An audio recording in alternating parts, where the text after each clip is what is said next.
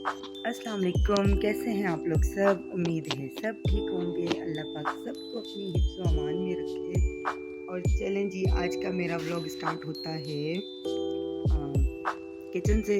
आज भाई बड़ा ही काम है, बहुत किचन मेरा फैला हुआ है क्योंकि आज मैंने करनी है किचन की डीप क्लीनिंग। तो बस फटाफट जी मैं काम वाम ख़त्म कर रही थी और ये मैं आपको दिखा रही थी। देखिए मैं ये एक दो चीज़ें लेकर आई थी, बच्चों की लंच की चीज़ें ख़त्म हो गई थी तो उनके लिए वो लेकर आई थी। तो साथ में ये मेरी चावल की प्लेटें नहीं थी तो 3 प्लेटें ले आई थी और एक बीटर ले आई थी। और ये बच्चों के लंच बॉक्स के लिए कुछ चीज़ें ख़त्म थी जो बच्चे खाते हैं, तो मैंने कहा चलें इकट्ठी ले आती हूँ। और भाई साथ साथ अपने लिए चाय बना रही थी तो दूध ख़राब हो चुका था।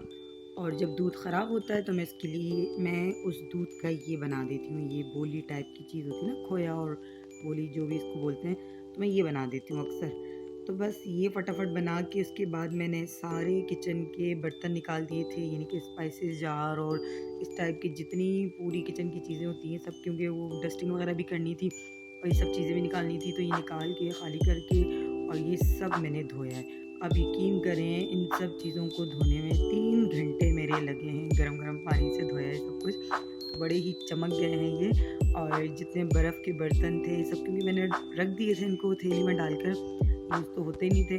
तो अभी गर्मियाँ स्टार्ट हो गई हैं तो अब ये सब चीज़ें यूज़ होंगी। तो बस ये मैंने फटाफट काम ख़त्म करना था और ये मैं स्पाइसेस जार को रिफ़िल कर रही थी। बट ये मैंने आप लोगों को दिखाई नहीं रिफ़िल करने के बाद, क्योंकि मुझे एक स्टैंड लेकर आना है, एक और ऑर्गेनाइज़र लेकर आना है इन स्पाइसेस जार के लिए। तो वो इंशाल्लाह जब भी मैं लेकर आऊँगी इसको लगाऊँगी तो फिर आपको दिखाऊँगी। अच्छा, ये कुछ सरफ़ और इस टाइप की चीज़ें थी, ये भी राशन में आई हुई थी तो मैंने सोचा इसको भी जगह पे लगा देती हूँ। तो ये वॉशरूम में मेरा एक छोटा-सा बॉक्स बना है, तो उसमें ये सारी चीज़ें आ जाती हैं जो वॉशरूम के अंदर यूज़ होती हैं, जैसे सरफ़, शैम्पू, साबुन, टूथपेस्ट, कंडीशनर वगैरह सब कुछ। तो ये वहाँ पे मैं रख देती हूँ। तो चलें जी, ये मेरा नेक्स्ट डे स्टार्ट हो चुका है और नेक्स्ट डे भी बड़ा काम था क्योंकि इन दिनों में तो ऑब्वियसली हर घर में बहुत काम होंगे, क्योंकि रमज़ान आ रहे हैं तो उससे पहले हर एक की कोशिश होती होगी कि हम फटाफट अपने घर के कामों को ख़त्म कर दें। तो जी नाश्ता-वाश्ता करने के बाद ये मैं चिकन की वाइट कढ़ाई बना रही थी और इसकी रेसिपी भी मैंने आपसे शेयर की हुई है, जो मैंने पहले बताई थी बीफ में वाइट कढ़ाई, तो वो मैं भी चिकन में बना रही हूँ। चिकन वैसे हमारे घर में ज़्यादा बनता नहीं है, दाल सब्ज़ी और इस टाइप की चीज़ें बन जाएँ तो बन जाएँ, वरना चिकन ज़्यादातर बच्चे नहीं खाते हैं। तो ये मैं बना रही थी आज, मैंने सोचा चलो चिकन में वाइट कढ़ाई बनाती हूँ। तो ये मैं वो बना रही थी फटाफट, क्योंकि इसके बाद भी मुझे आज बहुत काम था, क्योंकि मैंने सोचा आज मैं बच्चों की अलमारी ठीक कर देती हूँ, बच्चों का कबर्ड ठीक कर देती हूँ। तो सोचा वो ठीक करते हुए आपको भी दिखा देती हूँ कि मैं अपने बच्चों की अलमारी कैसे सेट करती हूँ, उसे किस तरीके से ऑर्गेनाइज़ करती हूँ। और मुझे ऐसा लगता है रमज़ान से पहले की जो ये तैयारी है ना, जो सफाइयाँ, तो वो हर घर में होती होंगी और इसी वजह से होती हैं क्योंकि रमज़ान में फिर हिम्मत नहीं होती है, आपका रोज़ा होता है और फिर जब हम काम में लग जाते हैं ना, तो फिर हम इतना एहसान जैसे एक रोज़े पे हमने किया होता है कि बस रोज़ा रख के और काम हम फिर नहीं होते, ये काम कर लें तो फिर हमसे पढ़ाई नहीं होती है, कि कुरान तक पढ़ना, सबक पढ़ना, तो वो एक बहुत बुरी बात हो जाती है। तो इसलिए कोशिश होती है कि रमज़ान से पहले फटाफट सारे काम ख़त्म कर लें, ताकि हम रमज़ानों में अपनी इबादत कर सकें और रोज़ा रख सकें। तो ये कोशिश होती है और इसी वजह से मुझे लगता है हर कोई अपना काम पहले से रमज़ानों में ख़त्म कर लेता है। चलें जी, ये बच्चों का ड्रॉ मैं खोलती हूँ अभी। ये देखिए बच्चों के कपड़े, क्या हालत हो जाती है, इतना ऑर्गेनाइज़ करके रखो ना, बट बच्चियाँ अगर खुद से कपड़े लें ना तो वो एक शर्ट को खींचेंगी, एक पैंट लेंगी, कोई भी एक आध चीज़ लेनी हो तो वो सारे कपड़े नीचे गिर जाते हैं और फिर उनको वैसे ही अंदर जो है ना डालने पड़ते हैं फटाफट। तो बस ये तो चलता रहता है, ये तो होता ही है। मैंने सोचा चलो आज इसको भी ऑर्गेनाइज़ कर देती हूँ ताकि इसमें भी टाइम ना लगे मुझे, फिर बाद में प्रॉब्लम ना हो।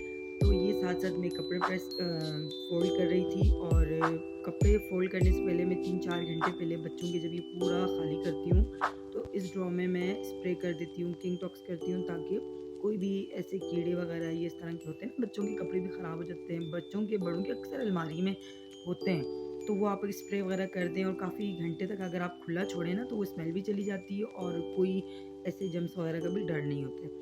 तो मैं इसी तरीके से कर देती हूँ और फिर कुछ पूरा दिन लगता है, घर भी थोड़ा फैला होता है बट करना तो पड़ता है ना ये। तो साथ-साथ बच्चों के कपड़े में फ़ोल्ड कर रही थी। अच्छा, बच्चियों के कपड़े, जब आप लोगों की बच्चियाँ इस एज की हो जाती है ना, 10 से 12 साल की एज में जब आ जाते हैं बच्चे, तो उनके कपड़े ये देखेंगे, ये मैं श्रग जो फोल्ड कर रही हूँ इस टाइप के आप 3-4 श्रग ले लें, ठीक है। मैं भी बच्चियों की इस तरह से 3-4 श्रग ज़रूर रखती हूँ, क्योंकि अक्सर बच्चों के कपड़े बहुत से ऐसे होते हैं जो स्लीवलेस होते हैं और पैंट शर्ट होती है या बहुत ज़्यादा शॉर्ट शर्ट्स होती हैं, जो आपको ऑब्वियसली कुछ ड्रेस ऐसे होते हैं जो अच्छे लगते हैं, आपको लेने पड़ते हैं या पहनाने पड़ते हैं, तो उसके ऊपर अगर आप श्रग और इस टाइप की चीज़ें पहनाएं तो बच्चे भी कंफर्टेबल रहते हैं और उनकी एक आदत भी बनी रहती है कि भाई हमने अगर इस तरह की ड्रेसिंग करनी है तो उसके ऊपर इस तरीके से अपने आप को ज़रूर कवर करना है। तो ये छोटी छोटी चीज़ों का ख्याल हम माओं का काम है, हमें रखना चाहिए, और हम ये चीज़ें करेंगे तो हमारे बच्चों को आदत होगी उसी तरीके से जो हम उनकी आदत बनाएंगे। तो ये देखिए, ये मैं आपको श्रग दिखा रही हूँ 3-4, तो इस टाइप के आप ले लें। अच्छा, ये जो मैं आपको दिखा रही हूँ ना, एक छोटी सी कोटी स्टाइल में जो ये चीज़ें, ये अक्सर फ्रॉक्स के ऊपर, शर्ट्स के ऊपर ज़रूर आती हैं, हम जो रेडीमेड कपड़े लेते हैं। तो आप जब भी कपड़े को एक्स्ट्रा हटाएं तो इस टाइप की चीज़ें आप भले नहीं हटाया करें, क्योंकि ये भी बड़े काम की चीज़ होती है। ये आप यकीन करें, जो स्लीवलेस शर्ट्स होती है ना अक्सर वाइट कलर की, या वैसे भी आप जो लेते हैं वो बहुत जो प्यारी होती हैं वो स्लीवलेस होती हैं, तो उसके ऊपर आपको पहनाने में ये ईजी हो जाएगा। और इसके बाद भाई ये जाने की तैयारी थी बहन की तरफ, क्योंकि इसके बेटे ने माशाल्लाह कुरान पर ख़त्म किया था, और मैंने सोचा चलें इनकी तरफ चलते हैं, और बुलाया हुआ भी था, आज दावत थी। तो चलें जी, मेरी वीडियो को लाइक करें, सब्सक्राइब करें। आमीन में आए हो, बीसी अंदर दो, छोड़ो बीसियों को। अच्छा, कमेटी होती है जी। हम आमीन में आ चुके हैं दूसरे वाले भांजे की, और ये पीछे हो जाइए, आप भी बीसी दें, चले सब बीसी दे दो। 11 ही हो गया और अभी 11